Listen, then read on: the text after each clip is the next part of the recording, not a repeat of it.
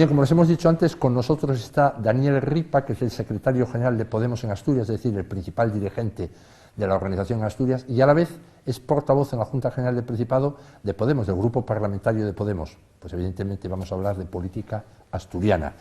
Muy buenas noches, señor Ripa, bienvenido a La Lupa. Buenas noches, un placer siempre. También a nosotros contar con su presencia. Vamos a empezar por la cuestión de los presupuestos, más tarde hablaremos de la pandemia, pero bueno, porque es la cuestión ahora más candente. Usted es un portavoz de todo un grupo parlamentario. ¿En qué momento estamos de la negociación o de toda esta tramitación presupuestaria? Ya sabemos que entró el presupuesto en la Junta General del Principado. ¿En qué momento estamos de la negociación?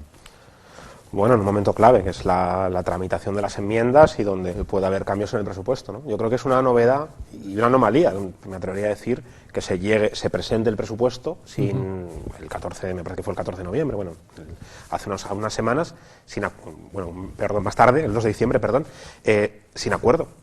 O sea, el partido del gobierno presenta un presupuesto sin haber llegado a tener acordado, digamos, con otros partidos políticos el presupuesto, ¿no? Entonces, digamos que fía esa negociación a esta fase de enmiendas posterior a la presentación del presupuesto, ¿no? ¿Hasta qué día dura la fase de enmiendas? Se presentan, se votan el día 30 de diciembre, ¿no? 30 de diciembre sería el día donde tendrá que votar. Hasta entonces, yo creo que hay una fase de negociación abierta en algunos parámetros que hemos planteado, ¿no? En materia de atención primaria, en conciliación, en medidas industriales y del fondo de rescate, diferentes ámbitos donde yo creo que hay que negociar aún mucho más. Vamos a ver, aunque sea una cosa, para hacernos una idea solo, ¿cuántas reuniones tuvieron con el partido o con el gobierno socialista desde que empezó el asunto? Sobre esta cuestión, no sobre otras cosas, sobre esto. Pues estaríamos hablando de 3 reuniones, 3, 4 reuniones, si no me equivoco, antes de la presentación del presupuesto, ¿no? Sí que se mantuvo, y eso también yo creo que es honesto decirlo, pues una vía de comunicación, de envío de propuestas. O sea, este año lo que hicimos es pues facilitar 2 propuestas diciendo, oye, pues del conjunto de las áreas del gobierno de Asturias, creemos que hay que hacer esto en medio ambiente, esto en materia industrial, esto en educación, ¿no? Y a partir de ahí, pues sí que ha habido intercambio de documentos que llegaron, y esto también hay que decirlo, tarde, porque estuvimos meses pidiendo empezar la negociación presupuestaria. Desde el mes de agosto estamos pidiendo explícitamente el sentarnos para poder negociar, ¿no? Digamos, se diletan los plazos, se pasa poca información desde el gobierno, muy poca información, y finalmente, pues claro, las reuniones llegan cuando ya está sobre la mesa casi cerrado el presupuesto, ¿no? Y eso nosotros creemos que es un déficit democrático, evidentemente, porque un acuerdo serio, que yo creo que serio en el sentido de lo que nos estamos jugando, que es una reconstrucción, digamos, social y económica de Asturias, ¿no? Bueno, pues requiere poner números sobre la mesa, requiere poner prioridades y requiere trabajarlo, ¿no? Y eso, pues no llegó, digamos, antes de la presentación del presupuesto. Desde entonces sí que seguimos en comunicación, digamos, permanente, pero eso hay que plasmarlo también en medidas concretas, ¿no? Bueno, en Madrid se sigue ese método que se está haciendo aquí. No hay nunca con ningún gobierno hay acuerdo antes de tramitarlo parlamentariamente, pero eso son métodos en cada lado. ¿Hay acuerdo, digamos, si no lo hay sobrepuesto, sobre el fondo de rescate? Que diga, en este momento es la propuesta estrella, todos los grupos quieren que haya un fondo de rescate. Por cierto, ¿ustedes lo llaman así, fondo de rescate, o se le da fondo COVID? Porque vi que la consejera de Hacienda a veces alude a fondo COVID. ¿Cuál es el nombre que usan ustedes parlamentariamente? ¿Fondo de rescate? Sí, fondo de rescate. Fondo de rescate, bien. ¿Hay acuerdo sobre ese fondo de rescate? No hay detalles sobre ese fondo de rescate, yo creo que eso es lo preocupante. Hombre, 100 millones, ¿no? Hay acuerdos sobre la cuantía, digamos, que ahí decíamos, es una cuantía que tiene que tener dos consideraciones, ¿no? La primera, creemos que se tiene que gastar desde el mes de enero. Eso quiere decir que lo que proponíamos es que al final de cada mes se pague una compensación a los sectores económicos afectados. Que no se espere, digamos, hasta hacer un mecanismo normal, ¿no? Que pides una ayuda, la ayuda se tramita, pasan 5 meses y cuando llega la ayuda el comercio ya ha cerrado, ¿no? Entonces decíamos, no, tiene que llegar desde el día 1, y si no es desde el día 1, desde el día 30 de cada mes, como una compensación, porque es lo que es, una indemnización, digamos, por una afectación de la actividad, para llegar a las personas afectadas, ¿no? Y el fondo se tiene que gastar de aquí a junio. Si se acaba el dinero porque la situación económica se agrava, pues entonces busquemos créditos extraordinarios, busquemos otra posibilidad, ¿no? Bueno, pues esa es la primera cosa, la inmediatez de las ayudas. La segunda, hay una parte de las cuestiones que no están contempladas en el fondo y que son claves, que es, por ejemplo, qué pasa con los gastos fijos que están teniendo los comercios afectados. Por ejemplo, alquileres, hipotecas, suministros, ¿no? Y decíamos, eso o se hace una regulación para rebajar el precio de los alquileres mientras esté esta afectación, o se hay una compensación, digamos, pública para complementar la cuantía de la ayuda, ¿no? Porque ahora lo que está pasando es que las ayudas, bueno, llegan para cubrir la mitad de las deudas. Mientras tanto, se siguen endeudando muchísimos comercios y hostelería en Asturias, ¿no? Con lo cual, eso es clave, ¿no? Y luego, ¿qué pasa también con los, por ejemplo, un bar o un restaurante que se ha tenido que endeudar como consecuencia de la pandemia y que ahora le dicen, oye, no vas a tener derecho a las ayudas porque estás endeudado con Hacienda, por ejemplo? Bueno, pues estoy endeudado porque ha habido una pandemia mundial, ¿no? Y eso yo creo que es importante. Aquí el diablo está en los detalles, ¿no? Es fundamental asegurar que haya una cuantía suficiente que complemente también gastos como alquileres, y eso hay margen para hacerlo en presupuestos, de aquí al 30 de diciembre. Es fundamental que el dinero llegue casi de inmediato y luego que se consideren también pues, las compensaciones directas y las indirectas. Por ejemplo, se abre el 14 de diciembre la hostelería, pero se abre medio gas, con muy pocas mesas, con mucha dificultad para vender, ¿no? Claro, eso o se compensa de alguna forma o es abrir para llevar a la ruina. Y el gobierno, mientras tanto, desembarazarse, digamos, de la responsabilidad, ¿no? Con lo cual, esas serían las prioridades, ¿no? Compensaciones directas e indirectas, inmediatez en las ayudas, suspensión o regulación de alguna manera de los alquileres. Bueno, y por lo que dijo al principio, otra cuestión, que no van a ser 100 millones, van a ser 200. 100 millones este semestre, se acaba, y otros 100 millones luego, lo cual ya es una cifra muy superior.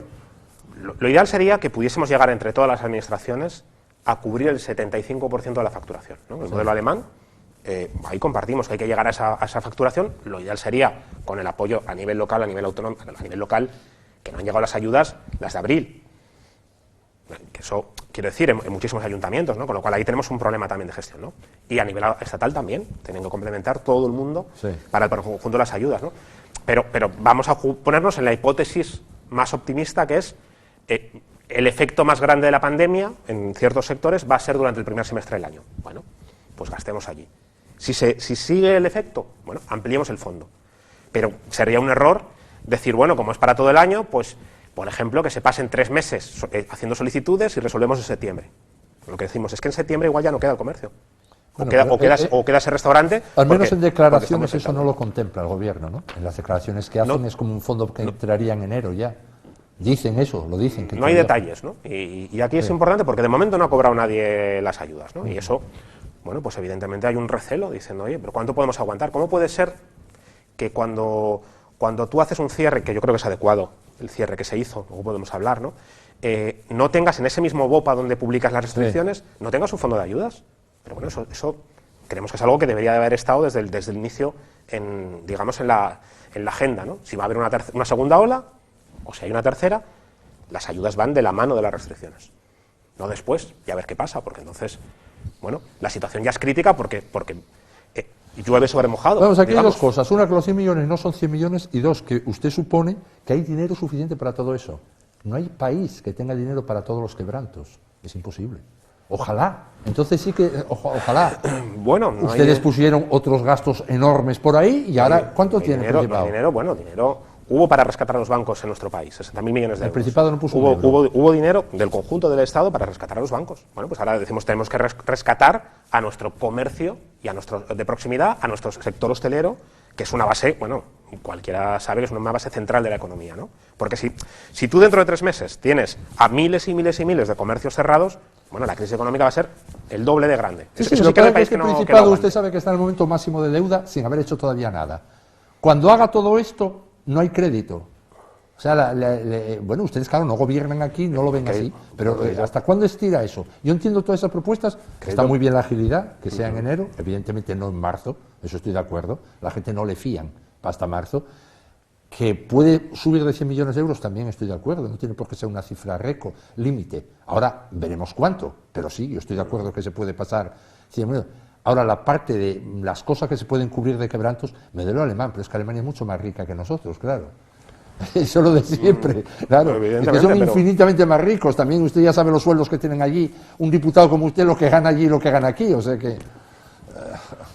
Y evidentemente, ¿no? Pero sí que hay margen. O sea, yo creo que también cuando hablamos de la gestión de la crisis, pues yo creo que hay una novedad de cómo está gestionando la Unión Europea esta crisis. Y en realidad, lo que sucedió en la crisis de 2008, fue que se puso el foco en recortar el gasto público como fuera, en reducir gastos, y eso acabó en salvar bancos, pero recortar en sanidad, recortar en servicios públicos, eso es lo que sucedió, bajar el gasto, digamos, en la actividad productiva, y eso agravó la crisis, no la solucionó. Lo que plantea ahora la propia Unión Europea es la facilidad para endeudar incluso con tipos de interés por debajo, negativos. Es decir, que el endeudarse incluso es rentable en ese sentido, porque es menos a devolver de lo que pides. Bueno, pues esos son los cambios que se están produciendo, y eso yo creo que es un cambio de filosofía que es bueno que lleve a cabo el Principado, que por cierto tenía más capacidad de endeudamiento de la que ha cogido, o sea, podía haberse endeudado más, en el sentido de hacer el presupuesto, ¿no? Hace 10 años estaba en el 6,25 del PIB y ahora en el 20 va a estar. Pues evidentemente, porque estamos en una crisis económica mundial. Pero no hay dinero porque hay que pagar la deuda. Bueno, 600 y pico millones. Si quiebra la economía, seguro que no hay dinero y seguro que la crisis se agrava. Aquí la hipótesis es: aguantemos en lo posible los puestos de trabajo, aguantemos en lo posible el sector productivo, y con eso y salgamos de la crisis, digamos, con las cosas estables para luego poder volver a crecer, ¿no? Pero si desmantelamos buena parte de nuestros negocios, de nuestros autónomos, de nuestro sector económico, pues claro, evidentemente después vamos a estar en una situación realmente débil y realmente problemática, ¿no? Y eso sí que va a ser otra segunda crisis económica, ¿no? Con lo cual, actuemos ahora para hacer esa protección. Eso creemos que es la crisis ya está necesario. Es impepinable porque ya veo que vamos a bajar del PIB. La crisis, por desgracia, no la podemos quitar. Ahora que veremos el resultado. Vamos a ver, ustedes también proponen otro rescate que es a la industria. Bueno, esta es una cifra ya distinta, pero en fin, 20 millones. ¿Cómo sería ese rescate de la industria? Nosotros lo que entendemos es que parte de lo que está sucediendo a nivel económico ya en los últimos años, no con la pandemia, ¿no? Se agrava, pero estaba sobre la mesa, es que hay una tendencia a las deslocalizaciones, bueno, pues porque el capital financiero al final pues no tiene banderas, ¿no? Si un fondo de inversión o un gran propietario está en la India, está en Kuwait, está en Canadá, está en Suiza, bueno, pues tiene intereses económicos que son transnacionales y que por lo tanto puede llegar y marchar de alguna manera, ¿no? ¿Qué creemos que tendría que hacer el gobierno central? Por un lado, bueno, pues creemos que tiene que usar la Sociedad Española de Participaciones Industriales, la SEPI, para hacer inversiones estratégicas en empresas en riesgo de deslocalización. Que eso es el modelo que también Francia o Alemania Francia tiene 81 empresas con participación pública, ¿no? La propia Renault, en Alemania la Volkswagen en Baja Sajonia con el Estado y con participación de Baja Sajonia, con lo cual el Estado tiene que hacer eso. Bien. Y a nivel autonómico creemos que en vez de lamentarse por las deslocalizaciones o por los cierres, el gobierno del Principado en empresas pequeñas y medianas con otro nivel tiene que favorecer inversiones estratégicas, ¿no? Inversiones estratégicas para mantener el empleo, mantener la producción en Asturias y asegurar, digamos, algún control sobre los mecanismos del mercado, ¿no? Porque lo único que se hacía hasta ahora era, de alguna manera, subvencionar a fondo perdido, poner condiciones, digamos, favorables para que el mercado se siente en Asturias, y está bien, bueno, puede estar bien, pero decimos, es que aparte de eso, necesitamos alguna herramienta de control, de influencia dentro de la toma de decisiones de las multinacionales o de las empresas importantes estratégicas de Asturias para evitar que se marchen, ¿no? Y ¿tendríamos más capacidad de acción en Arcelor si tuviésemos una participación en el control público, en el control de Arcelor? Nosotros creemos que sí. ¿Eso garantiza que no vaya a haber deslocalizaciones o que pueda haber despidos en un momento dado? No, pero evidentemente facilita el control y facilita, digamos, el mantener la producción en Asturias, ¿no? Eso es lo que creemos que otros países hicieron cuando privatizaron empresas con la acción de oro. Con esos 20 millones, ¿a cuántos? Una parte son las grandes empresas, lo que usted está diciendo ahora. ¿Qué más cosas van a cubrir esos 20 millones? Bueno, pues el Estado lo que dice es, con la SEPI, vamos a invertir a partir de 100 millones de euros en empresas grandes que estén en riesgo de cierre, por ejemplo, Duro Felguera, Alcoa... Sí, pero eso tiene que querer la SEPI. Claro, y la SEPI... A nivel local, el IDEPA, que es a nivel autonómico. A nivel autonómico, el IDEPA, que es una institución del Instituto de Desarrollo Económico, que nosotros creemos que es una totalmente desaprovechada, ¿no? Que se dedica básicamente a financiar a fondo perdido a muchísimas empresas con dudosa rentabilidad en algunos casos y dudosa transparencia, creemos, debe transformarse o debe transformar parte de su acción en un fondo estratégico que pueda hacer inversiones estratégicas en determinadas empresas que considere que pueden tener viabilidad, pero que están en riesgo o amenaza de cierre. También de las grandes, por ejemplo, como Duro Felguera, hacer esa operación. Yo creo que evidentemente el ámbito es estatal, ¿no? Grandes empresas Arcelor, Duro Felguera, yo creo que el ámbito es estatal. Empresas medianas, yo creo que se podría actuar desde Asturias, ¿no? Y lo hemos visto aquí en el caso de Bauste en Gijón, que podría haber tenido viabilidad, pero otras muchas empresas que pueden ser interesantes, ¿no? Bueno, lo primero que se me ocurre es que tiene que querer esas empresas que entren, ¿no? Bueno, pero... O si cotizan en bolsa, comprar acciones. Evidentemente. ¿Usted ve al Principado comprando acciones? Bueno, yo creo que es una... Yo creo que va por ahí. Yo creo que la otra opción, que es la opción tradicional digamos, de que el mercado se regule a sí mismo, privatizamos y eso va a generar más empleo, más producción, lo que ha provocado es lo contrario. O sea, cierres de empresas, pérdida de trabajo en el sector industrial y yo creo que cada vez mayor riesgo de deslocalizaciones. Eso es lo que está sucediendo y es la inercia. Entonces, si en 10 años, dentro de 10 años, queremos tener algún control para que se haya producido un proceso de cierres, para evitarlo, pues yo creo que hay que actuar ya. Y que una actuación va por ahí. Va por ser parte, digamos, del control también accionarial de estas empresas, pero también con un control democrático. Quiero decir, no vale que sea dinero público que en la práctica luego no tiene ningún control, ¿no? Que eso también puede ocurrir. Eso también lo hemos visto en Lo que pasa es que es muy ambicioso, ¿no?, ejemplo. este proyecto. Vamos a ver, entrar en ArcelorMittal, que es un monstruo de grande, en 90 países, 20 millones es, no sé, es la nada. Por ejemplo, en Arcelor estimábamos que una capacidad de influencia ya sustancial pasaba por la compra del 2% de Arcelor, que estaríamos hablando de en torno a 200 millones de euros, era un ámbito estatal, Sí. y que 200 millones de euros que los hemos gastado, bueno, en Sogepsa, por ejemplo, o en la Zalia, me parece que vamos por 130 millones de euros. O sea que, quiero decir, como que es algo que ya hemos gastado en políticas industriales vacías, porque eso es importante cuando hablamos de la deuda, o cuando hablamos de las inversiones. Y yo no creo que la salida, digamos, de la reactivación económica sea hacer inversiones por inversiones, hacer farolas. No, yo creo que hay que hacer inversiones que tengan sentido y que sean estratégicas en el sentido de que abren nuevos nichos de mercado o abren mayor protección del empleo, ¿no? O sea, no todas las inversiones porque sí son necesarias, ¿no? Pero yo creo que algunas pueden ayudar a mantener el empleo, ¿no? 2% de Arcelor, que eran 200 millones de euros, es el equivalente al 20% de Arcelor en España. Bueno, pues es una capacidad de influencia importante, donde te conviertes en uno de los principales accionistas de una multinacional, ¿no?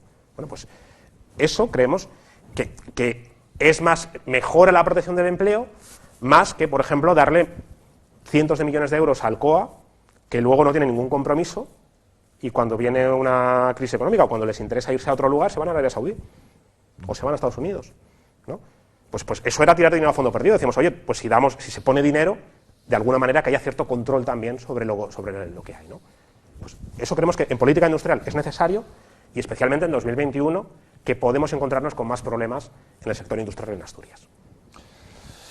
No sé, me imagino que estas empresas ya muy grandes, como la que está citando, si quieren deslocalizar, no sé cómo es el entramado societario de Arcelor, entonces no me voy a meter, pero me imagino que si la familia Mittal, que son los principales, quieren desinvertir en España, no lo frenan ni de broma 200 millones de euros de una administración pública, ¿eh? Bueno, yo creo que influye, y yo creo que como todo influye, más es una capacidad de influencia. Yo creo que necesitas también una legislación de protección, digamos, que dificulte deslocalizaciones. Pero yo lo que quiero decir es el problema que tenemos... Que ¿Esto vamos a se tener, lo plantearon ya a Barbón? Sí. ¿Y qué dijo? Lo veníamos planteando durante todo el año, digamos, en el Parlamento, ¿no? Y ellos dicen que entienden el problema, que la solución es el arancel ambiental de la Unión Europea, pero yo un poco lo que intentamos decir, oye, la magnitud del problema es que en 10 años podemos encontrarnos que todo el tejido industrial de la gran industria asturiana se desmantele. Sí. Y eso es un riesgo real. Y ante eso, no vale decir que la Unión Europea ponga un arancel ambiental. Y decimos, ¿qué están haciendo Francia y Alemania? Bueno, pues Alemania puso el 20% de Volkswagen, pues lo compró en su momento el Estado alemán, y el 20% la comunidad autónoma de Baja Sajonia, el Länder de Baja Sajonia. Vamos a ver. En Francia, 81 empresas tienen participación pública, empresas estratégicas. Bueno, pues creemos que la defensa del sector industrial, en el medio plazo, va también con políticas de ese sentido, ¿no? Cierto proteccionismo, ciertas leyes y herramientas antideslocalizaciones. Por supuesto, mucha movilización también yo creo que influye, pero bueno, luego también actuando sobre la propiedad. Porque es que si no, yo creo que se nos puede quedar en un momento dado cara de que estornude Mittal porque le dé la gana y que tengamos un problema grave en Asturias económico, ¿no? Porque la afectación de cierta industria en Asturias es, central. Sí, lo que pasa es que son por razones, como le decía el Principado, totalmente objetivas, son por razones que también es decir, si el problema del CO2, el problema de los costes medioambientales, el problema del coste de la electricidad no cambia, no lo frena para nada 200 ni 400 millones de inversión, porque les va a ser mucho más rentable. Aquí van a tener pérdidas en un momento determinado, van a tener pérdidas, o ya las están teniendo, algunas instalaciones son deficitarias. Se decía que en el año 2021 el 30% de las instalaciones en Asturias van a ser deficitarias de Arcelor, van a irse a China, porque allí tienen beneficios y aquí no. Y eso no tiene parada, pero bueno, es una política que pero mira, por ejemplo, en San Cibriao con Alcoa, ¿no? Donde estaban en la negociación y decían algo, llegó el gobierno este pasado verano, una de las cosas que decía era, bueno, ¿cuánto dinero queréis en subvenciones, en rebajas de la luz, para que mantengáis la actividad?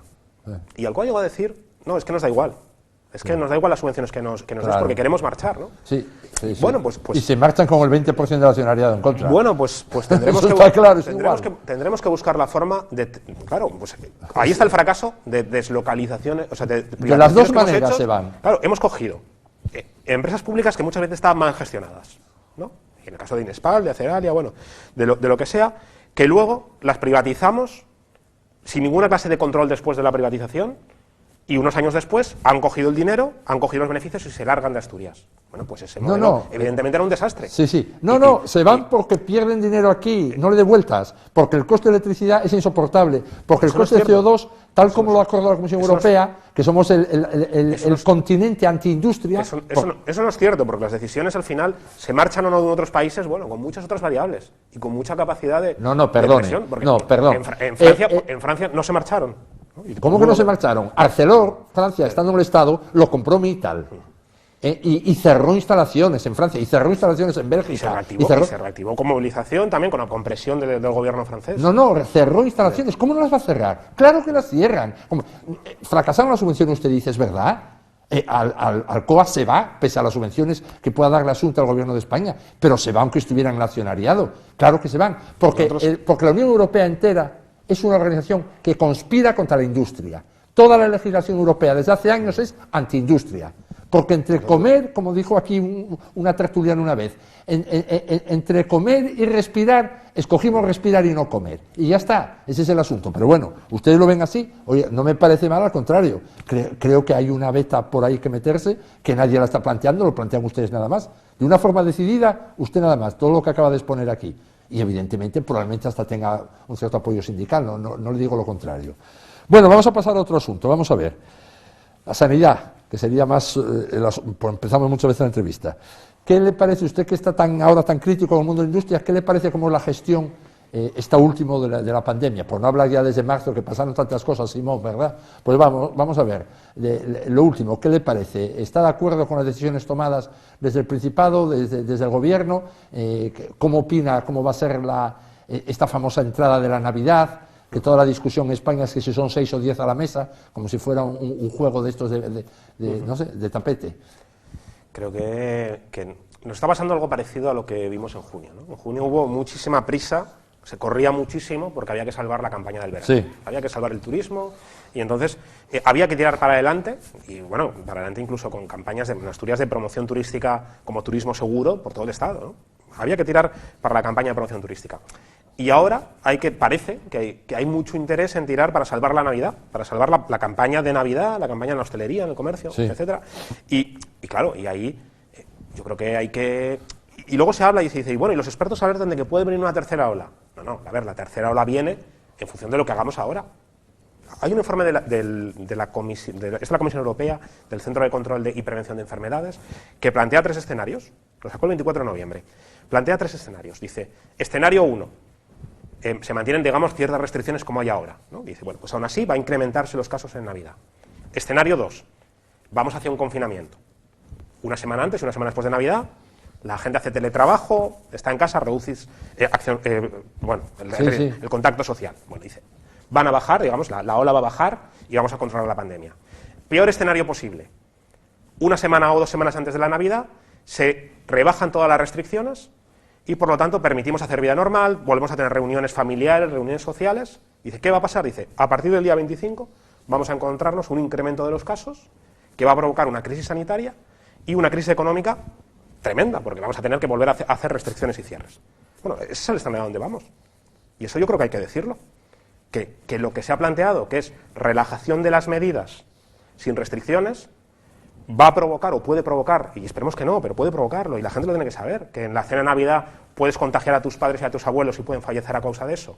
Y que nos juntemos en cualquier ámbito sin mascarilla, sin distancia de seguridad, pues aumenta el riesgo. Bueno, pues eso puede desembocar una tercera ola durante el mes de enero, ¿no? Y ante eso, bueno, pues hay que tomar medidas. Hay que buscar la forma de reducir, digamos, cualquier contacto de reunión social, especialmente en Navidades. Y mira por dónde, ¿eh? El momento de mayor riesgo va a ser las 2 semanas de Navidad. Bueno, pues ahí es donde tenemos que actuar. Tenemos que intentar a reducir, digamos, no sé si confinamiento, pero bueno, autolimitarnos toda la relación social. Y yo también creo que hay que hablarle claro a la hostelería, en el sentido de decir, oye, ¿compensa abrir 15 días en una situación ruinosa porque va a haber poca gente, porque va a limitarse las ventas y luego estar 2 meses cerrados y que encima se eche la culpa al sector hostelero o a la ciudadanía? ¿No? Que eso es un poco lo que están haciendo los gobiernos. Se dice, no, la culpa es de la gente que no sigue las medidas de protección. Bueno, yo creo que los gobiernos tienen una parte también de responsabilidad, ¿no? Sin duda. Bueno, pues ahí yo creo que hay que actuar, ¿no? Y luego decíamos que tendríamos que tender hacia una estrategia de test masivos, sobre todo en gente que pueda desplazarse de una comunidad a otra, o en gente que pueda tener situaciones, haber tenido un contacto social sin mascarilla, ¿no? Bueno, pues ahí el uso de test de antígenos, por ejemplo, creemos que es una medida complementaria que podría ayudar, ¿no? Pero bueno, entender la magnitud del problema, lo que puede suceder y que hay que tomar medidas, ¿no? Y luego a nivel sanitario, decías, ¿cómo ha sido la gestión? Evidentemente es muy difícil, ¿eh? Porque muchas cosas, digamos, de conocimiento científico se va conociendo sobre la marcha. No lo tienes claro cuando estás tomando las decisiones, ¿no? Y ahí yo creo que bueno, no es fácil, ¿no? Pero bueno, yo creo que sucedió de alguna forma que abrimos en verano la movilidad en todo el Estado, pero también en Asturias, sin ningún control, ninguna restricción de incremento de la movilidad. Eso unido a cierto discurso, no diría triunfalista, porque yo creo que se alertaba continuamente los riesgos del virus, pero que provocó cierta confianza en la gente, que pensaba, Asturias tiene menos riesgo, está en mejor situación que otros territorios, ¿no? Y eso hizo que hubiese más relajación y que cuando empeoraba la situación no se tomasen, digamos, más precauciones. Y luego un sistema sanitario que no es tan bueno, es bueno comparativamente con otras comunidades autónomas, pero no es bueno en un estándar europeo. Y que hace aguas, especialmente en la ciudad de Gijón, por ejemplo. El área sanitaria de Gijón es una de las 10 con mayor congestión de toda España. Muchos centros de atención primaria están saturados. Cabueñes es un hospital que no tiene la capacidad de una ciudad como Gijón y que, por cierto, que lleva 4 años con una ampliación paralizada, ¿no? Pero que ahora podría tener más personal, sobre todo auxiliares de enfermería, celadores, etcétera, de apoyo, ¿no? Bueno, pues no lo tiene y, por lo tanto, cuando viene una crisis sanitaria, pues lo hemos visto, hay una saturación del hospital de Cabueñes que provoca también una saturación de otros hospitales, ¿no? Bueno, pues ahí tenemos también que actuar, ¿no? Ahí hay un problema, ¿no? Refuerzo sanitario, medidas, digamos, de restricción del contacto social. Oye, ¿ustedes cómo no lanzan una campaña diciendo en Navidad solo con los convivientes? Bueno, yo creo que sería lo ideal. Yo que sigo esto, no sabía que ustedes tenían esa opinión. Porque yo creo porque el problema es como que se dice a la gente, bueno, no vamos a hacer ninguna restricción, pero esto depende de la responsabilidad individual. Sí, sí. Bueno, un gobierno no puede hacer eso. No, evidente. Un gobierno tiene una responsabilidad. Totalmente de acuerdo. Y las decisiones que se toman van a tener efectos. Lo que dice, y empezaba diciendo lo que dicen los expertos de la Unión Europea, dicen, oye, cuidado, que si relajamos las medidas antes de la Navidad, vamos a tener una tercera ola. Y a los hosteleros hay que decirles eso, decirles, oigan, pero que es que igual abrís 15 días y os cierran 2 meses. Bueno, es que le quería preguntar, de lo que acaba de explicar, aparte de que no se hagan cenas ni comidas, no ya masivas, sino, bueno, los convivientes, ustedes al comercio y a la hostelería le dirían, no abren, pero van a recibir ayudas suficientes que les compensen. ¿O cómo es o no? ¿O sí abren en no sé qué condiciones? Yo creo que hay que diferenciar. Una cosa es el comercio. Lo más crítico es la hostelería. Claro, donde el comercio, donde estamos haciendo actividades con mascarilla. Sí, sí. Con poco contacto. De uno en uno van entrando. Eso yo creo que es otra. La hostelería. Otro contexto. En la hostelería, claro, ¿dónde está el riesgo? Digamos que tenemos focos de riesgo de contagio? Bueno, pues en hostelería tenemos foco porque estamos varias personas en una mesa Pero da igual que sean 10 o que sean 4. Que sí. Hay gente en una mesa que no siempre tienes distancia de seguridad Y esto se baja y no para tienes mascarilla comer. porque tienes que beber, ¿no? Bueno, pues ahí se incrementa el riesgo.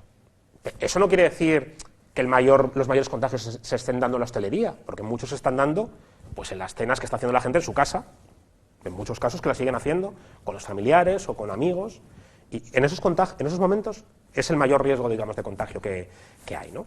Bueno, Sí. pues ahí hay que actuar, ¿no? Y a la hostelería hay que decirle, tenemos de aquí hasta el 6 de enero un momento, digamos, de riesgo epidemiológico que tenemos que controlar.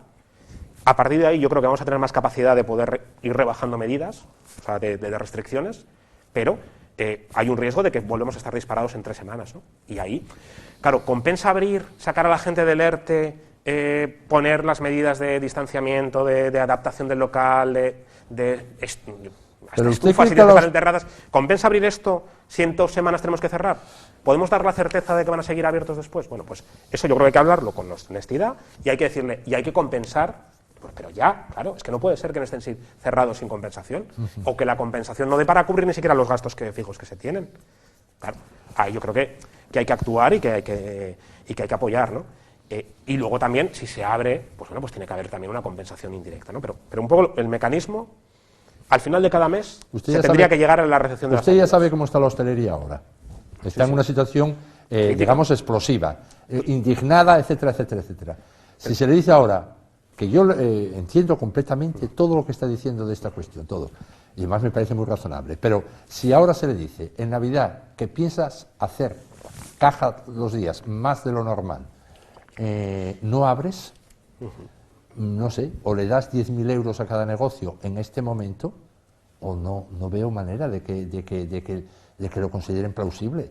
Pero imagínate, te Sí. lo pongo al revés. Imagínate que se abre, se va a abrir. Sí, y hay ¿no? contagios. Se va a abrir, pero se abre a la par que el gobierno, como tiene que hacer, insta a la gente a reducir los contactos sociales Sí. para evitar el riesgo en Navidad, ¿no? Porque va a suceder esas dos cosas. O sea, se va a abrir el 14 de diciembre Sí. y a la vez vamos a escuchar al gobierno Sí. lanzando un mensaje de responsabilidad diciendo, Sí. quédate en casa, la semana antes y después de Navidad no hagas comidas, cenas con gente que no sean convivientes Sí. o con tus familiares directos, autoconfínate. Entonces, ¿eso es abrir en una situación económica ventajosa o es abrir para arruinarte más? Eso es la pregunta que yo creo que hay que lanzar, porque si no, Mire, llevamos a engaños, porque no va a haber cenas de Navidad. O sea, no es que en los bares no va a haber restaurantes que hagan cenas de Navidad porque vamos a otro contexto distinto, ¿no? Entonces, eso yo creo que es muy importante que lo tengan también en la cabeza y que sepamos el único interrogante qué viene en es- los próximos 3 meses. el 3 interrogante es semanas. si va a haber buen tiempo. Si hay buen tiempo, diga el gobierno lo que diga, la gente va a llenar las terrazas. No sé, vamos, es que es así. No tiene ninguna duda la gente, después de todo lo que se pasó. Y además va a llenar las terrazas. No serán grandes cajas, pero es difícil. Yo lo entiendo, el plan que usted dice. Es más, el riesgo es más que probable. Yo no sé cómo se habla. Decir, no, la tercera ola es inevitable, con la experiencia que tenemos de la anterior. Es inevitable si la gente, bueno, pues, ¿qué pasó en Estados Unidos con el Día de Acción de Gracias? 50 millones de desplazamientos y están en máximos ahora, 10, 12 días después. Bueno, de todas formas, es una miramos las cosas como si fuesen inevitables. No, ¿Va a haber no, una no. tercera ola? ¿Es inevitable? ¿No se puede hacer nada? Claro que se puede hacer. Sí, sí. Claro, porque si no, yo creo que como parecen como fenómenos meteorológicos. Y yo creo que no. Y luego lo que sabemos también con el virus es que cuanto antes cortamos las transmisiones, más fácil es la recuperación. O sea, que Sí. si se actúa en la primera semana, pues igual el cierre o las restricciones son un mes, Sí. pero si se actúa en la tercera semana estamos 3 meses afectados, ¿no? Entonces, aquí es importante no dejar subir, digamos, a una situación que sea incontrolable, ¿no? Vamos a ver. Oiga, ustedes todos los años en este debate de los presupuestos insisten mucho en subidas de impuestos. Este año no. Bueno, insistimos. ¿Sí? Sí, ahí, evidentemente lo que creemos es que cuando viene una crisis económica, siempre se incrementan las desigualdades. ¿Y desigualdades entre quiénes, no? Pues yo creo que siempre hay sectores y hay grandes fortunas que se hacen más ricas y luego una mayoría de la población trabajadora que pierde ingresos, pierde poder adquisitivo o, bueno, quien tiene un problema de vivienda, pues el problema de vivienda se agrava y aumenta el número de desahucios, aumenta el número de personas vulnerables sin casa. La pobreza, las tasas de pobreza severa están aumentando durante estos meses en Asturias. Si hay un problema de igualdad entre hombres y mujeres, pues se agrava y Sí. las mujeres son las primeras que ahora se están quedando en casa para cuidar a las dependientes, ¿no? Con lo cual ahí tenemos que actuar también, ¿no? Pues eso es lo que pasa cuando hay una crisis. ¿Cómo se reequilibra de alguna manera las tornas en esa crisis? Bueno, pues se reequilibra reforzando el estado del bienestar en los sectores donde hay riesgo, vivienda, dependencia, igualdad, etcétera, educación, y se aumenta también de alguna manera con una reforma fiscal que haga que quien más tiene pague algo más y quien menos tiene pues pague menos, y eso creemos que es necesario. Y decíamos mucho, esto es preventivo también porque tú hablas de endeudamiento, evidentemente, pero claro, yo creo que una cosa para que sea sostenible también hay que incrementar pues los impuestos a los grandes patrimonios, que pagan menos en España que en el conjunto de Europa, que eso también yo creo que hay que decirlo, se paga menos, y en Asturias también se paga menos, la presión fiscal es menor que la media en España. Bueno, eso no lo cree nadie. También. Bueno, no lo cree nadie, pero es cierto, se paga menos. Entonces, bueno, pues ahí creemos que lo que toca en una crisis es que la gente, y pusimos una cifra que yo creo que era más razonable, que la gente que tenía más de 1 millón de euros de patrimonio pagase algo más de impuestos. Mire, en toda Europa apenas hay impuesto de patrimonios tal cual, y lo tengo mirado, yo lo tengo mirado. Mire, si uno va a países como, por ejemplo, en Francia, está ligado al IBI. ¿Por qué? En un caso es solo... tan claro es... Hay impuestos a la riqueza de diferente tipo. No, o a la renta, o vinculados a la renta, o que el vinculados dinero a la... metido en bancos no paga por tener ese patrimonio. No. En otros casos está ligado al IRPF. Es más, hubo una recomendación de hace tiempo, incluso aquí el gobierno de Zapatero asumió, quitó el impuesto de patrimonio. Luego lo puso cuando la crisis, dijo por 2 años. Y Rajoy, muy en su línea, puede decir una cosa, pero le vino muy bien y tiró de él.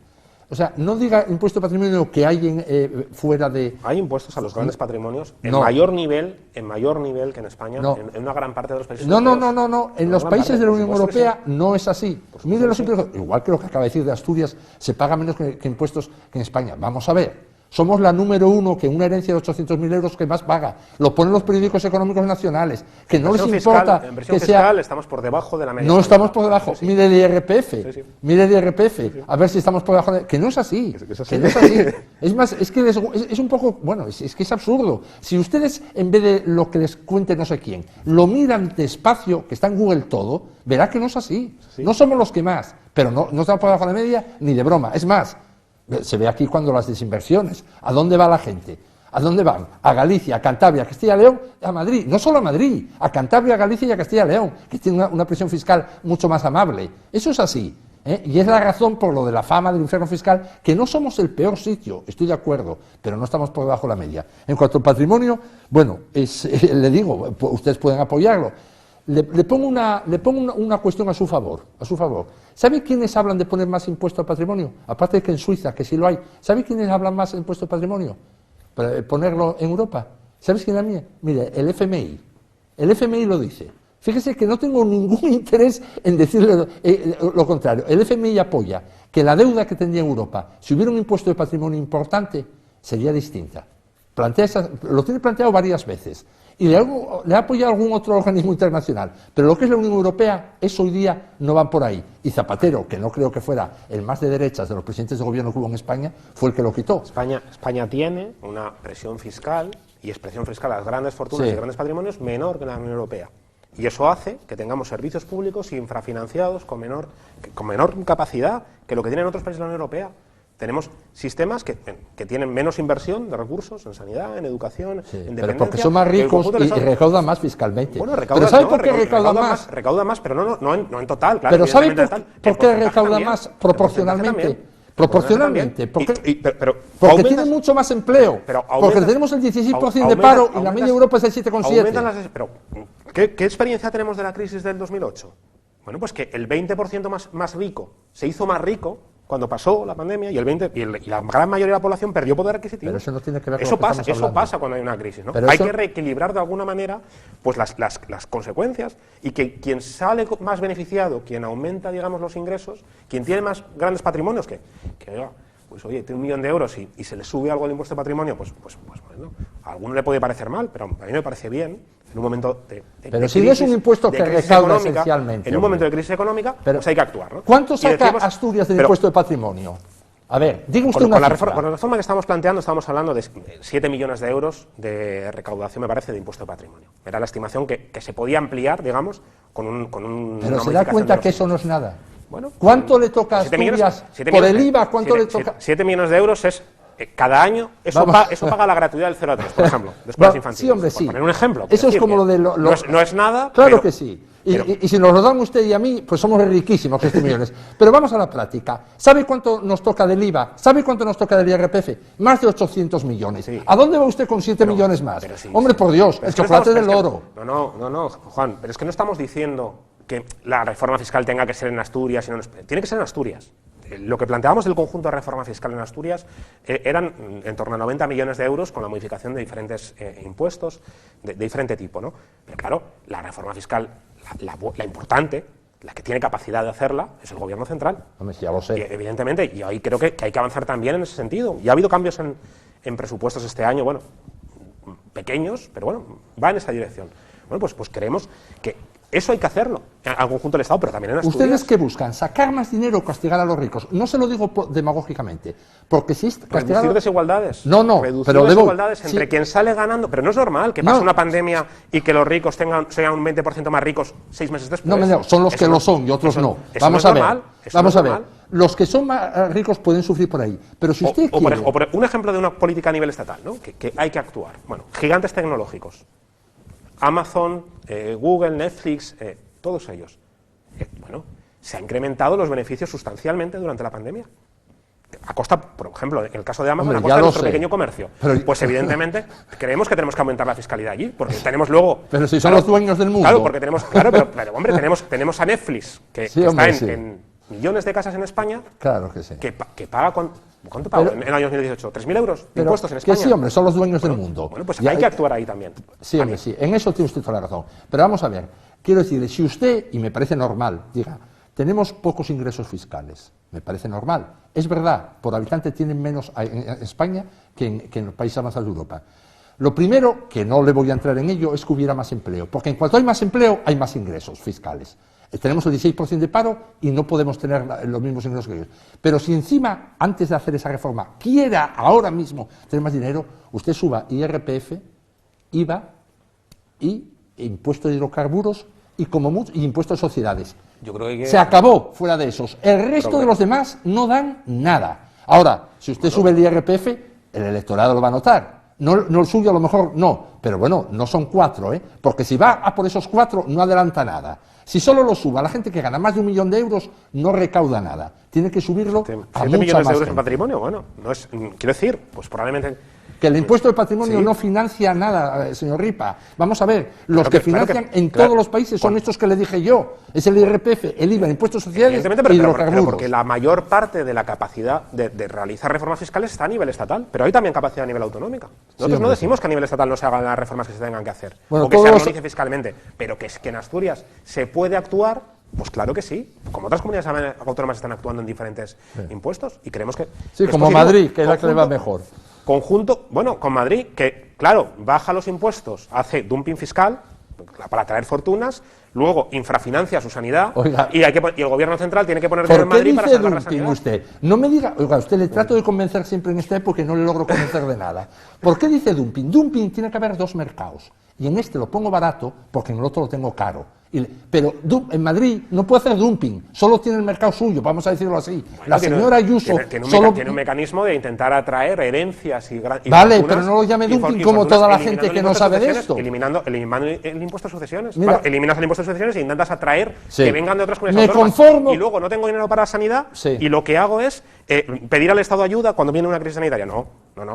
O peor, ¿no? No, Decimos, vamos a ver. Bueno, Lo que hace, y estos son números también, por el sistema de financiación autonómica, y hace bien poco, hace 2 domingos, lo escribí en el periódico, porque hay que poner los números para que la gente, y después cada uno que piense lo que quiera, pero los números. La solidaridad, que seguro que usted, como es normal, como partido de izquierda, le parece muy bien la palabra, estoy convencido de ello, la solidaridad financiera en España, lo que mantiene los servicios públicos, el fondo de garantía, vamos todos al fondo de garantía, unos a coger y otros a poner. ¿Sabe quiénes ponen en el centro de garantía? El 70% en Madrid, el 24% Cataluña, el 5% Baleares y menos de un 1% Cantabria. O sea que fíjese si Madrid ayuda a las demás regiones. Pero bueno, esto como son números no les gustan. No, al llegar a esa fecha le trato de convencer todos los años y fracaso. No. Bueno, vamos pero claro, es que... No, es que pone el 70% de los servicios servicios públicos mejor financiados, pero yo es que creo que es bueno para un país. O sea, yo creo que es positivo que la sanidad esté bien financiada, tengamos un buen nivel sanitario, es bueno que la educación sea gratuita. Es que ya nos pone un 70%. Es bueno que el sistema de dependencia no se espere 2 años para acceder a una ayuda a la dependencia. En Asturias, pero también en otros muchos lugares, ¿no? Bueno, pues yo creo que... ¿Y eso cómo se financia? Bueno, pues se financia con impuestos, y creo que se debe financiar más con la gente que paga menos de lo que le correspondería comparado con otros países de Europa. Y yo creo que tampoco soy capaz de convencerle en ninguna de las veces que... Claro, parece que yo pongo números, ¿eh? Y yo le digo que el 70% del fondo de garantía, y no le estoy mintiendo, lo pone Madrid. El 70%. Fíjese si colabora en la sanidad nuestra o en la de Andalucía. El 70%. Nosotros cogemos, como casi todas las regiones. Bueno, y todavía tiene la culpa Madrid de eso. Bueno, vamos a ver. Otra serie de cuestiones. Nada, esto ya voy a dejar algunas cosas porque como pasamos estos puntos de tenis tan disputados, vamos a ver, una cosa en la que seguro que me va a convencer. Ustedes preconizaban el acuerdo de izquierdas, no solo ustedes, Izquierda Unida, los 3 partidos. Bueno, ¿qué pasa ahora? Tuvieron alguna reunión, pero ahora parece que se va a un acuerdo mixto en que hay grupos, digamos, tan poco de izquierdas como Foro y Ciudadanos. Y si el camino es venturoso, pues va a haber un pentapartido, o 5 partidos, mejor dicho, un quinteto, apoyando unos presupuestos, a lo mejor, y hay unos de izquierdas, evidentemente, la mayoría de izquierdas, pero hay también centro-derecha. Esto a ustedes no les gustaban antes, decían que no, que había que hacerlo sin estos partidos. ¿Qué pasa? ¿Ahora les parece bien esa fórmula? Nos parece que la forma natural era trasladar algunas de las cuestiones que se estaban planteando en los presupuestos estatales, sí, que había hecho Unidas Podemos, PSOE, Podemos y Izquierda Unida, y trasladarlo también a nivel autonómico, ¿no? Y si a nivel estatal había mayor inversión en dependencia, mayor inversión en 0 a 3, mayor inversión en determinado tipo de políticas productivas también, bueno, pues eso había que trasladarlo a nivel autonómico. Eso es lo que nos parecía razonable, digamos, de trasladar, ¿no? En el presupuesto autonómico planteábamos varias prioridades, ¿no? Decíamos, primero, tiene que ser un presupuesto expansivo, es decir, que en un momento de crisis, lo hemos hablado antes, el Estado ejerza su labor dinamizadora de la economía y de la protección social y invierta más en gasto social y en gasto público. Bueno, eso se ha cumplido, ¿no? Segunda cuestión, decíamos, se va a liberar, gracias a que se pone en marcha el ingreso mínimo vital, una parte del salario social básico. Es decir, de repente van a quedar, en 2 o 3 años, 70 millones de euros más, digamos, libres de dinero de gasto del Principado, decíamos. Y lo que estaba diciendo en verano el vicepresidente del Gobierno, el señor Cociño, era que era un dinero bien empleado en hacer carreteras, ¿no? Y decíamos, no, el dinero del salario social tiene que quedar en políticas de bienestar social. Y ahí decíamos en varias cosas que podía quedar, en una renta joven de emancipación, en aumentar las cuantías, digamos, que permiten salir de la pobreza, en reducir la dependencia, en políticas de vivienda, de ampliar el número de viviendas de alquiler social, ¿no? Y de alquiler público. Bueno, pues eso es lo que planteamos. Ahí el Gobierno aceptó que quedase en bienestar social, pero exclusivamente vinculado a la reducción de listas de espera en dependencia, que yo creo que si no es el que está entre los 3 principales problemas de Asturias, la situación de la dependencia y de España, porque en los próximos 20 años vamos a tener un incremento sustancial de personas dependientes y tenemos pocos medios para afrontarlo, ¿no? Eso se aceptó. Y luego, bueno, se incrementaron gastos en sanidad, en educación, en diferentes partidas, que es positivo, ¿no? Eso es la parte positiva que buscábamos. Bueno, pues para nosotros, más que quién estaba, lo importante era qué políticas se llevaban a cabo. Si un acuerdo con Ciudadanos lo que sirve es para bloquear la puesta en marcha de políticas sociales, entendíamos que ese acuerdo no se podía producir, ¿no? Si es un acuerdo más cosmético, donde se está de alguna manera para, bueno, pues por una situación excepcional, lo que sea, bueno, ahí hay menor problema, ¿no? Pero lo importante era cómo garantizamos que determinadas políticas que creemos que son necesarias se llevasen a cabo en Asturias, ¿no? Y que algunas creemos que es lo que se está haciendo desde el Gobierno central, ¿no? ¿Qué se ha hecho en este año? Se ha subido el salario mínimo, se ha puesto en marcha el ingreso mínimo vital, se ha generado un sistema de ERTES pues para evitar despidos de alguna manera, ¿no? se ha aumentado el dinero, la inversión en dependencia y en 0 a 3, pues esas cuestiones tenían que trasladarse a Asturias, ¿no? Y teníamos miedo de que el Partido Socialista usase de alguna manera, como por ejemplo en el tema fiscal lo está haciendo, a Ciudadanos para decir no hago esto, pero porque Ciudadanos no quiere, ¿no? No aumento el gasto social porque Ciudadanos me pide que no. Bueno, pues en ese sentido también yo creo que hay que reconocer los avances, ¿no? Tal como está la cuestión, ¿usted ve lo más posible un sí a los presupuestos? Bueno, ahí de momento lo que hemos dicho, lo que hemos trasladado al Consejo Ciudadano es que no presentemos enmienda a la totalidad para poder negociar hasta el final y a partir de ahí, bueno, vamos a ver la negociación. ¿Qué les estamos pidiendo en la negociación a día de hoy? Bueno, tiene que haber en materia de sanidad un refuerzo claro con personal de la atención primaria, es decir, los centros de salud que están congestionados es poco. Están trabajando 20.000 personas en la sanidad, ¿eh? Sí, sí. Eso es récord. Sí, sí. Hace nada había 16.000, ¿eh? Sí, sí. Yo los números siempre los tengo en la cabeza. Sin embargo, bueno, pues y es un esfuerzo, ¿eh? Claro, y bueno, y ahí lo que decíamos es que el problema de sanidad no es que no gastásemos, porque comparativamente yo creo que gastamos más que cualquier otra comunidad autónoma en sanidad, pero no siempre el gasto es eficiente. Sí. Y hace que los estándares no sean por la mejor detrás de comunidad País autónoma. Vasco y de Navarra, pero sí, somos los siguientes. Sí, pero a pesar de que hacemos ese gasto, luego el estándar no es el de la mejor comunidad autónoma, ¿no? Entonces, ¿qué está pasando ahí? Bueno, pues hay que actuar ante ineficiencias y luego hay que focalizar también en los lugares donde atención primaria, o sea, centros de salud de cercanía, salud mental, va a aumentar los problemas psicológicos como consecuencia de la pandemia y se están tratando con pastillas, que sanitariamente es peor, pero además es más caro, ¿no? Y hay que depende, ¿no? Hay gente que quítele las pastillas, verá usted qué faena le hace. No, sanitariamente es peor y además es más, económicamente es peor. O sea, sanidad sin medicinas, de diálogo toda.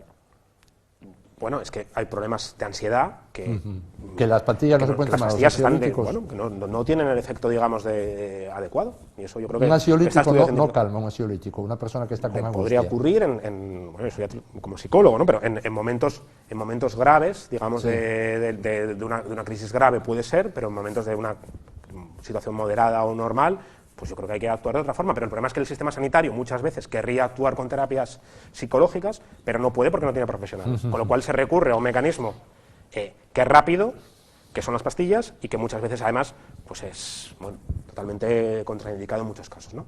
Y importante, crisis sanitaria, crisis social, crisis económica, aumento de problemas psicológicos, con lo cual ahí hay que actuar, ¿no? Sanidad, decía, vivienda, tenemos que actuar en aumentar de alguna manera la apuesta por ampliar el parque de vivienda pública, con intermediación, con rehabilitación de vivienda, poniendo más en alquiler. En materia económica, industrial, pues lo hemos hablado del fondo industrial, cómo es el fondo de rescate, el detalle, ¿no? Y luego en materia de igualdad, pues hemos planteado también una serie de cuestiones, ¿no? Bueno, pues hay varias prioridades que seguimos hablando y esperamos que pueda ser. Bueno, vamos a ver otra cuestión. Usted planteó hace unos meses, que originó cierto jaleo, en una reforma del Estatuto de Autonomía. ¿Cuándo la van a plantear? Nosotros creemos que tiene que ser en el año 2021. Tiene que ser, creemos que es el momento de ponerla sobre la mesa, que esa reforma tiene que llevar a término, porque una reforma lleva un tiempo también de tramitación, es una cosa compleja, y creemos que es una cosa normal y necesaria. Y decíamos, tiene que hablarse del Estatuto de Autonomía, de la reforma, digamos, en materia lingüística, oficialidad de la lengua, pero también de más cosas, de autogobierno. Aparte de los decretos ley, que ya se lo vimos al presidente del gobierno, poder tener la posibilidad de un decreto ley, ¿qué más cosas se le ocurre? Bueno, yo creo que en algunas cuestiones de autogobierno podemos actualizar competencias, ¿no? ¿Cómo qué? Bueno, hay varias cuestiones. Nosotros lo habíamos planteado, por ejemplo, en la cuestión de la propia gestión ferroviaria vaya muerto que nos calle.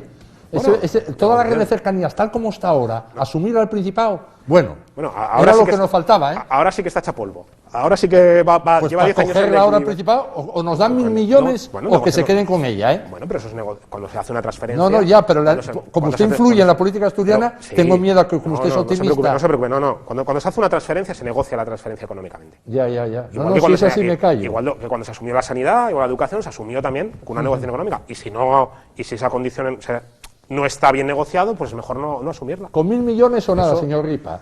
O nos dan 1.000 millones sobre una central, o que se queden ellos gestionándolo, ¿eh? Ábalos y compañía. Porque, madre mía, no nos falta otra ahora, que asumir todo el ferrocarril. Sin duda, ¿no? Pero bueno, yo creo que hay diferentes cosas que se pueden poner sobre la mesa en ese sentido, y luego también se pueden blindar derechos sociales, ¿no? Bueno, pues por ejemplo, el salario social. El salario social podría blindarse por el Estatuto de Autonomía u otra serie de derechos. Oiga, vamos, ¿no? A ver, con lo yo cual tenía información de que ustedes estaban hablando, información, no un comentario cualquiera. Ustedes estaban, cuando usted sacó, y lo puso muy bien, porque las cosas hay que decirlas en público, no hay que mantenerlas por detrás, ustedes estaban hablando con todos los partidos para plantear la cuestión de la reforma del Estatuto, que lleva, digamos, el aspecto erótico, es la de la cooficialidad, porque todo esto otro, bueno, pues está bien hablarlo. Digo erótico, no sé si sería la mejor palabra, pero bueno, es el objeto del deseo, es la cooficialidad, vamos a decirlo así. Y usted, como habló sinceramente, dijo queremos esto, sentó muy mal en sectores que estaban negociando. Parece que ya tenían, y el otro día entrevistamos aquí al portavoz de Foro, y no deduje lo contrario yo. Tenían ya más o menos convencido a Foro y estaban con Ciudadanos. Esto es así. Esto es así, como se lo estoy diciendo yo. Es que no entiendo por qué las cosas que le interesan a la gente no se pueden decir. El otro día nos decía el portavoz de Foro. Desde 2011 estamos a favor de la cooficialidad en el momento que esté asumida por más gente, y en 2015, para mí es nuevo, pero si usted lo dice, es decir, ya hay fuerzas de centro derecha que están a favor de la cooficialidad. No es solo una propuesta de la izquierda. Esto es novedoso, porque una cosa es que lo proponga el trío de la izquierda y otra cosa es que otros partidos se sumen. Esa es la hipótesis con la que ustedes trabajan, que va a haber este desarrollo. Varias fuerzas, como en torno al presupuesto. No hay otro desarrollo posible. La única posibilidad de que haya cooficialidad es que se sumen los 27 diputados que tiene que haber, y eso implica incorporar a más partidos que PSOE, Podemos e Izquierda Unida, ¿no? Eso es necesario para que llevarla a cabo, ¿no? Pero nosotros creemos que es una cosa de normalidad. Hay que normalizar algo que creemos que está aceptado. ¿No? Sí. Les basta un diputado, sí. Con el de Foro bastaba. Bueno, pero también trabajan... Lo ideal sería que hubiese un consenso mayoritario de todos los partidos para una reforma estatutaria, ¿no? Por ejemplo, cosas que hemos planteado en la reforma de estatutos, la supresión de aforamientos. Es una cosa que planteamos que podría eliminarse de ahí, ¿no? Pero ahí creemos que lo ideal sería que fuese mayoritario, que fuese por el conjunto de la sociedad, que se acepte como se acepta en Valencia, como se acepta en Galicia, una cosa que es de sentido común y que nos permita también avanzar en ciertas cosas. Decía con la cuestión del autogobierno, pero no es baladí. ¿Qué posición ocupa Asturias en el conjunto del Estado? Como un agente también político, que yo creo que tiene que estar en normalidad de condiciones, no ser más que nadie, pero en igualdad de condiciones que el conjunto de territorios. Porque yo creo que parece como que hay una sensación de no desarrollemos nuestra autonomía. Lo hace Andalucía y está bien, lo hace, si me apuras, hasta La Rioja, pero Asturias no. Bueno, pues nosotros creemos que hay que desarrollar la autonomía dentro de los márgenes que hay para ser igual que cualquier otra comunidad autónoma, ¿no? Ustedes, que son muy proclives a consultas populares, lo propugnan siempre, ¿por qué no aceptarían que fuera una consulta no vinculante en la sociedad asturiana, lo de la cooficialidad? Es que creemos que no es la única cuestión sobre la que hay que hablar en la reforma del estatuto, y que creemos que evidentemente nosotros nos hemos presentado a las elecciones con un programa electoral donde defendíamos la oficialidad, eso es lo que se ha votado en ese momento, y además lo dijimos públicamente. Yo creo que es notorio también la posición del Partido Socialista, es notoria la posición de Izquierda Unida, ¿no? Y entonces, lo que yo creemos es que hay que normalizar la igualdad de derechos, que se den los derechos a quien habla asturiano o gallego asturiano en igualdad de condiciones. No creemos que quite derechos a nadie. Creemos que normaliza y pone en situación de igualdad a toda la ciudadanía, y que no puede haber unos ciudadanos que tienen más derechos que otros, ¿no? No, en este momento nadie tiene más derechos que nadie. Con la ley de uso, es la ley del 98, pude dirigirse uno a la administración en asturiano siempre, y le contestan. Una ley bastante inaplicada, por cierto. Ese es el problema, ¿no? Ese es el problema.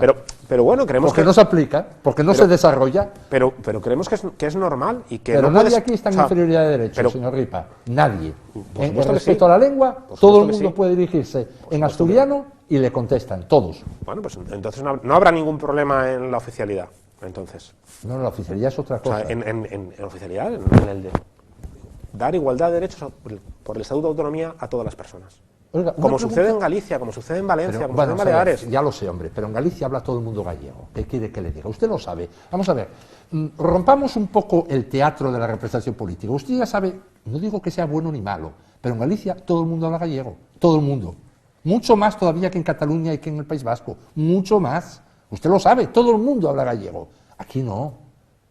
Aquí no todo el mundo habla, digo, cuando dice como Galicia, Bueno, puede ser sin falta de que sea como Galicia, por supuesto. Evidentemente, cada modelo de cada comunidad autónoma tiene que ser distinto y aquí pues yo creo que hay que considerar, bueno, pues cómo es la situación, pues de quién habla, cómo, pero bueno, garantizar por ley que haya igualdad de derechos creemos que es positivo y avanzar, y es normalizar una cosa que personalmente creo que se tendría que haber solucionado hace décadas, y que el no hacerlo.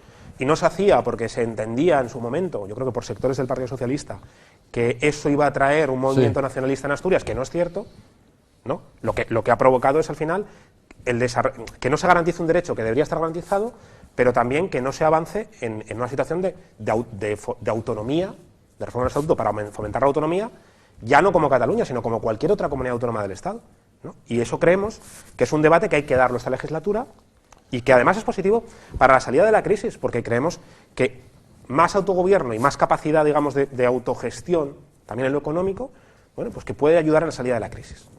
Y que por eso creemos que hay que darlo. Una pregunta sobre esto. Imaginémonos que, como salen los números, como usted nos confirma hoy, hay unas conversaciones en el sentido positivo con grupo de centro-derecha, pues no. Hombre, le acabo de decir. Yo lo que he dicho es que creíamos que este proceso de diálogo y de búsqueda de acuerdos tenía que darse durante el año 2021, empezar 2020 y 2021, para que en el año 2021 hubiese una aprobación del Estatuto de Autonomía. Eso es lo que dijimos. Y que en ese proceso tenían que estar el diálogo con todas las fuerzas políticas. Vamos a ver. Eso es lo que planteamos. No, yo le dije hace un momento, claro que dijo eso, claro, pero también dijo otras cosas. Le dije hace un momento, hay estas conversaciones con el grupo de centro-derecha. ¿Es así, no? Sí. No he dicho eso. Vamos a ver, va a ver todo el mundo que vea este programa, va a ver lo que dijo hace 2 minutos y lo que acaba de decir ahora. No he dicho eso. Bueno, usted ha dicho que usted mismo lo va a ver. Que tenían que ser las conversaciones en público, y nosotros lo que hemos dicho es que esas conversaciones se tienen que dar durante el 2021 para la aprobación del Estatuto en ese momento. Y que tiene que estar incorporado todo el mundo. Y que cuanto mayor unanimidad haya en la aprobación del Estatuto, mejor. Porque no es patrimonio ni de las izquierdas, ni de las derechas, ni del centro. Oiga, la lengua, dentro de 3 años más adelante, la lengua vehicular en la educación, ¿cuál va a ser? ¿La lengua o el español? Bueno, yo creo que va a ser el castellano, pero en cualquier caso lo que tiene que hablarse es un debate público. Lo que tiene que hacerse es un debate público sobre cómo debe implementarse la oficialidad, y ese debate se tiene que dar y se tiene que trabajar. Bueno, lo primero tiene que ponerse en marcha la oficialidad, y luego tiene que haber un modelo de decir qué rasgos distintivos tiene que tener en Asturias, cómo tiene que ser la entrada en la educación, qué asignaturas, qué modelo de horas, cómo tiene que ser a nivel de medios de comunicación, para que haya también una presencia en los medios de comunicación, cómo tiene que ser en otros ámbitos. ¿Pero qué pasa? ¿Van a obligar a los periódicos a que tengan que tener una cuota? Bueno, pero la TPA sí que es una televisión pública. Bueno, los medios públicos. Sí, evidentemente sí, y ahora es menos del 1%, ¿no? Evidentemente, yo creo que es un debate que hay que tener. Bueno, tienen un canal entero ahí para desarrollarlo en Bable. Muchísimas cosas. 2, 1. Pero eso creemos que es parte del debate que hay que tener. Y bueno, y eso es avanzar posteriormente, ¿no? Lo primero, garantizar que ninguna persona sea menos por la lengua en la que habla, garantizar la igualdad, buscar los máximos acuerdos posibles y la máxima transversalidad, y luego buscar un modelo donde no se pueda sentir cómodo el conjunto de la sociedad, pero con normalidad.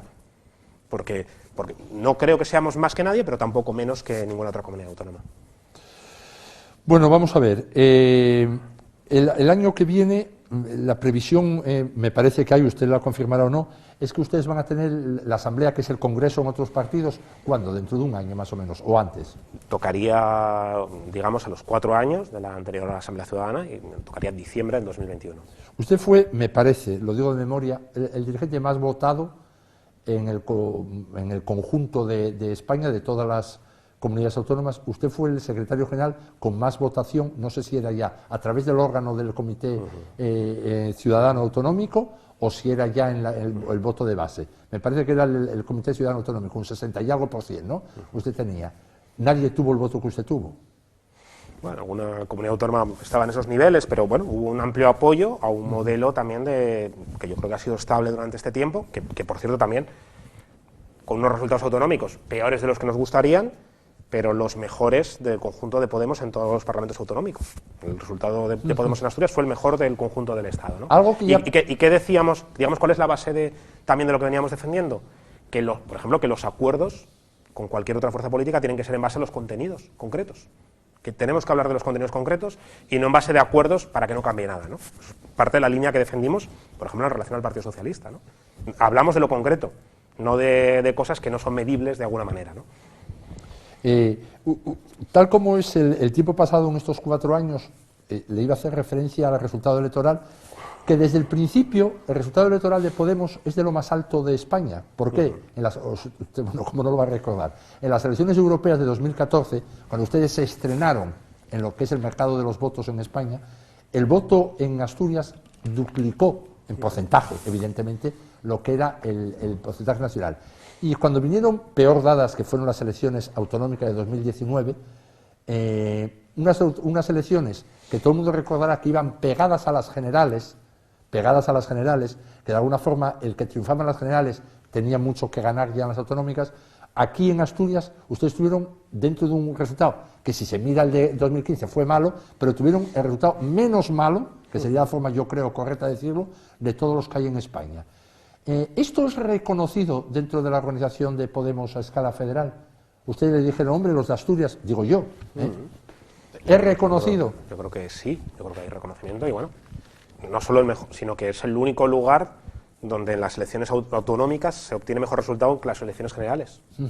Eso no pasa en ningún sitio. Donde nosotros, ¿qué defendíamos? Decíamos, tiene que haber un Podemos autonómico fuerte, porque eso es la garantía de que tenga mayor implantación y eso repercute también y es positivo para el conjunto de Podemos a nivel estatal, ¿no? Sí. O sea, que había un riesgo, cuando se fundaba Podemos, de hacer una estructura que fuese muy fuerte en Madrid y muy débil en los territorios. Sí, sí. Y creíamos que eso era un riesgo para el conjunto del proyecto, ¿no? Y ahí es un poco lo que intentar fortalecer también con la sociedad civil, con el conjunto con las candidaturas municipales que se impulsaron antes que en otros lugares también, bueno, pues para tener también una labor que hacer en Asturias, ¿no? Que yo creo que a nivel estatal se entendía muy bien lo que se estaba haciendo muchas veces, pero a nivel de Asturias teníamos una tarea también que es, de alguna manera, cierta regeneración del sistema asturiano, del régimen entendido en el buen sentido, ¿no?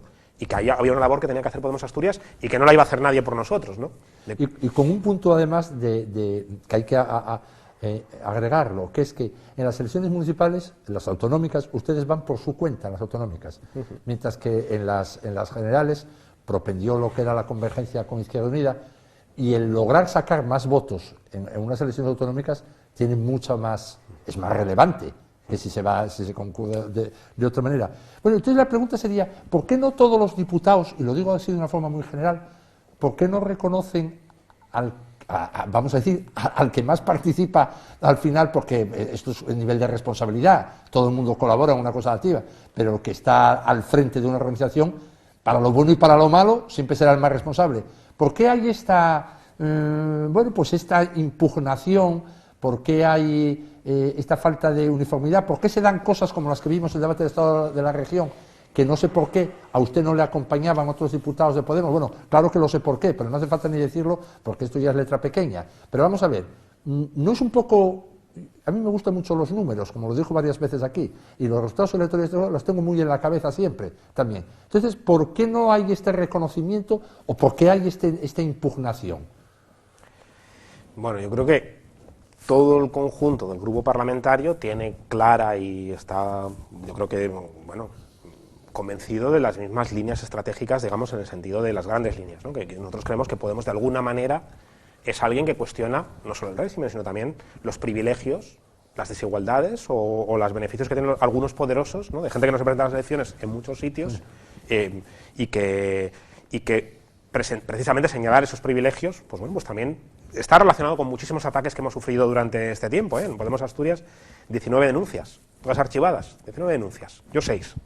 Con lo cual, tiene coste también eso, ¿no? Yo creo que eso se comparte. Luego, pues evidentemente puede haber cosas donde no se comparte, ¿no? Pero ahí lo normal y lo que nos parece que da estabilidad también es que haya una línea del Consejo Ciudadano que es mayoritaria y que al final es el que marca la línea de las organizaciones, ¿no? Sí, claro. Porque al final yo creo que son los partidos que renuevan su línea estratégica cada 4 años, donde ahí, y donde cada día, o sea, no solo cada 4 años, sino que cada día de verdad se está debatiendo, se está decidiendo en las asambleas. Ahora, por ejemplo, estamos debatiendo presupuestos en 5 asambleas comarcales durante 2 semanas. Bueno, pues ahí es el lugar donde hay pluralidad y discrepancias, que creo que es positivo, y luego también en los consejos ciudadanos, ¿no? Yo creo que eso es positivo. Yo creo que la discrepancia en ese es el ámbito donde se tiene que intentar dar, y ahí yo creo que hay una línea muy estable, digamos, no de ahora, sino desde el principio de Podemos, ¿no? En Asturias, de ciertos valores que son básicos, de valor ético también. O sea, que esto, yo lo digo en cada entrevista que vengo aquí, pero bueno, desde el principio renunciamos a nuestros salarios los diputados de Podemos y cobramos lo mismo que cuando entramos en el Parlamento. Entonces eran 3 salarios mínimos y ahora son 2 salarios mínimos. Nos fuimos bajando, digamos, el equivalente, donamos casi la mitad de nuestro sueldo a proyectos sociales, lo seguimos haciendo. Bueno, pues eso se comparte. Seguimos cuestionando algunos privilegios y alguna gente poderosa en Asturias y claro, eso también tiene coste. O sea, tiene coste ir a la Audiencia Nacional a denunciar a alguna de la gente más poderosa de algunas constructoras de este país, ¿no? Y eso también hay que decirlo, en el caso Musel, por ejemplo, y luego tenemos una línea de buscar acuerdos en base a contenidos y poder decir que sí o poder decir que no. Y eso yo creo que es importante también tenerlo en la cabeza, ¿no? Con lo cual, bueno, pues eso yo creo que es lo que da estabilidad al proyecto y es el marco donde tiene que haber, ¿no? ¿Se va a presentar usted un tercer mandato?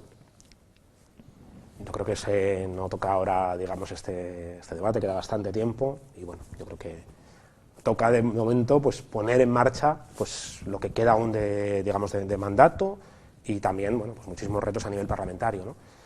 Sobre todo que no sea una legislatura perdida, ¿no? Que se pueda avanzar en reconstrucción social de Asturias.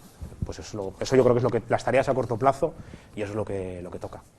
Bueno, pues llegamos al final. He dejado un montón de cosas, ya todo lo que he puesto no, que tenía apuntado, pero siempre tengo esta afición, cuando usted viene en esta época, de discutir con usted. Yo a usted le vi crecer políticamente, me lo va a admitir, y siempre tuve esta afición a discutir con usted las afirmaciones que hace.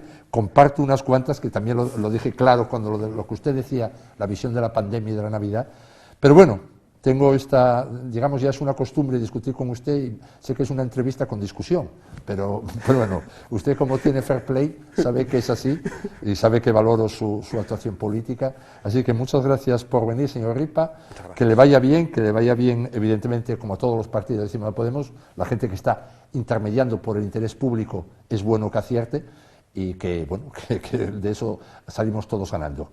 Muchas gracias por venir, por contestar a todas nuestras preguntas y que haya mucha suerte para el futuro. Bueno, muchas gracias. Siempre es un placer.